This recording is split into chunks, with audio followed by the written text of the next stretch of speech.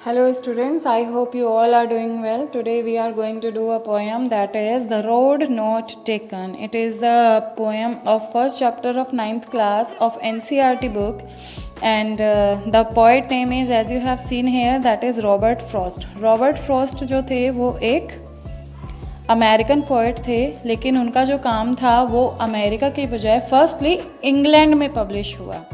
उनका जन्म जो है वो 26 मार्च 1874 को हुआ यूनाइटेड स्टेट में सैन फ्रांसिस्को शहर में, सिटी में, और वो 29 जनवरी 1963 को यूनाइटेड स्टेट में बॉस्टन में उनकी डेथ हो गई।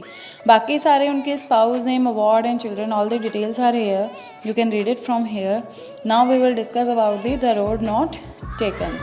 First of all, we will read about before we read, this well-known poem is about making choices and the choices that shape us.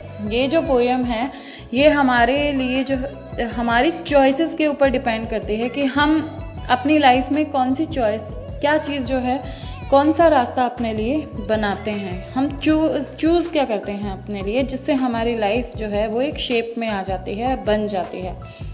Robert Frost is an American poet who rights simply. Robert Frost जो हैं वो एक ऐसे American poet है जिन्होंने इस चीज़ को बहुत ही सिंपल तरीके से बताया है, बट इनसाइटफुली। लेकिन ये जो है ये बहुत दूर तक, मतलब हम इसके बारे में काफ़ी सोच सकते हैं। इस पोएम के पढ़ने के बाद हमारे माइंड में काफ़ी क्वेश्चंस अराइज हो सकते हैं about common questions, ordinary experiences, सब कुछ है यहाँ। तो now we are going to read that.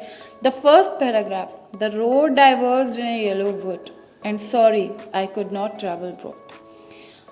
That means the poet is walking through a forest, और वहाँ पे वो देखता है कि कुछ पीले रंग की पत्तियाँ पड़ी हुई हैं, बहुत सारे पत्ते पड़े हुए हैं सूखे हुए, और वहाँ पे उसको वो देखता है कि दो रोड जो हैं वो डाइवर्ज हो रही हैं, मीन्स वहाँ से रास्ता है जो है वो कट गया है।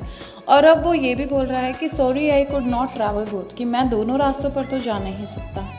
एंड बी वन ट्रैवलर, और क्योंकि वो सिर्फ एक सिंगल है, अकेला ट्रैवलर है, अकेला यात्री है।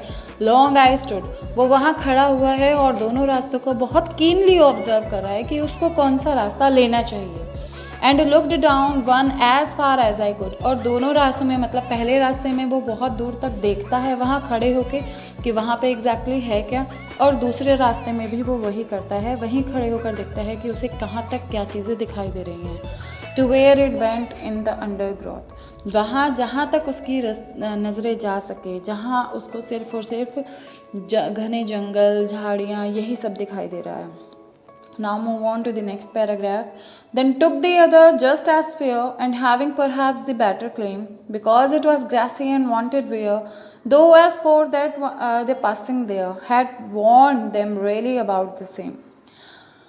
इसका मतलब है, फर्स्ट ऑफ ऑल पहली line, then took the other just as fair and having perhaps the better claim.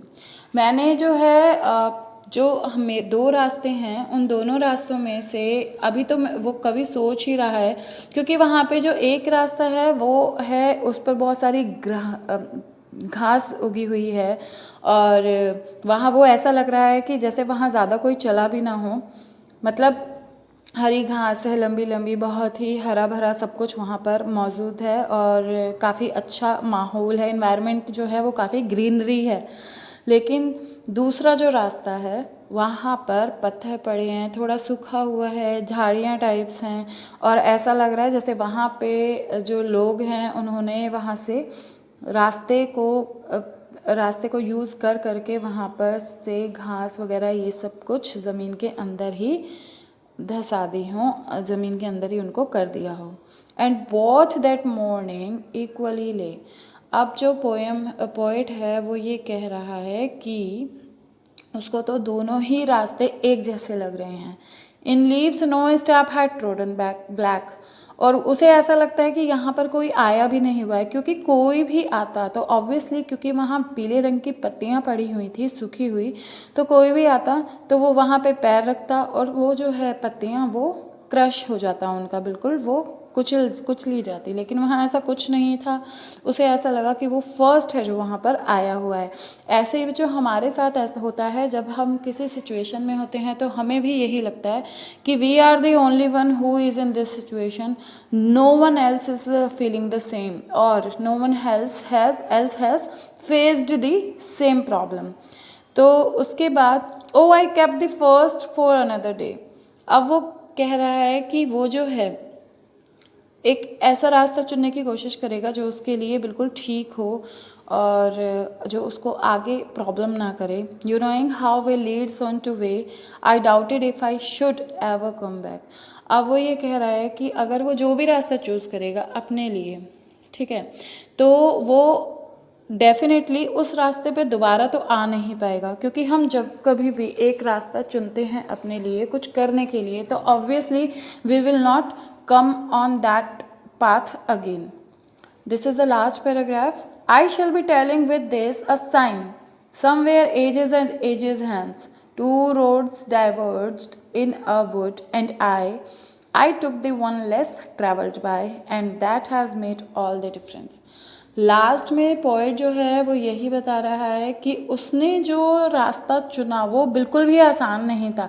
Obviously उसने ये वह जो जहाँ पत्थर पड़े थे, झाड़ियाँ थी, ग्रीनरी नहीं थी, उसने वो रास्ता चुना, क्योंकि जो रास्ता था, मतलब जो रोड थी, वो एक वुड की वजह से, एक लकड़ी की वजह से दो पार्टेड में डिवाइड हो रही थी।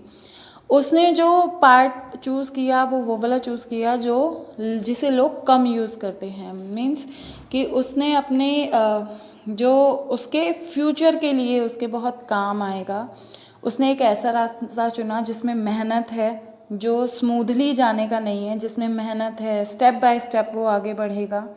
That has made all the difference. यही डिफरेंस है नॉर्मल पर्सन्स में और उसके अंदर। आई होप आपको पोएम का एक्सप्लेनेशन पसंद आया होगा। Now we will talk about the question answers. Question answers are, first of all, some glossaries are there. You have to read it. After that, thinking about the poem. The first question is, where does the traveler find himself? What problems does he face? उसने खुद को कहाँ पाया? Obviously, he found himself in a on a path, जहाँ पे जो रास्ता है वो दो रास्तों में डाइवर्ज हो रहा है, दो रास्तों में बट रहा है। और उसके बाद what does problem does he face, उसको क्या प्रॉब्लम फेस हो रही है? उसको प्रॉब्लम फेस हो रही है कि वो कौन सा रास्ता चुने। Discuss what these phrases mean to you. A yellow wood, it was grassy and wanted wear. The passing there, leaves no step had trodden black. How we leads on to the way. ये सब phrases मैंने आपको poem के explanation में जो है clear किए हैं। आई होप आपको समझ आए हों। अगर नहीं आए हैं then definitely you please let me know, I will discuss it again. Is there any differences between the two roads as the poet describes them in the stanza 2 and 3, in the stanza 2 lines of the poem, last 2 lines of the poem? तो आपको बताना है कि second और third stanza में आपने क्या difference पाया है और लास्ट की 2 लाइनों में क्या डिफरेंस है, ये आपको क्लियर करना है यहाँ पे क्वेश्चन के आंसर में. What do you think the last line of the poem mean? आपको क्या समझ आता है? I just want the answer in your words only. आपको क्या समझ आ रहा है आपको वही बताना है और आपको वही एक्सप्लेन करना है. Have you ever had to make a difficult choice? This is the value based questions.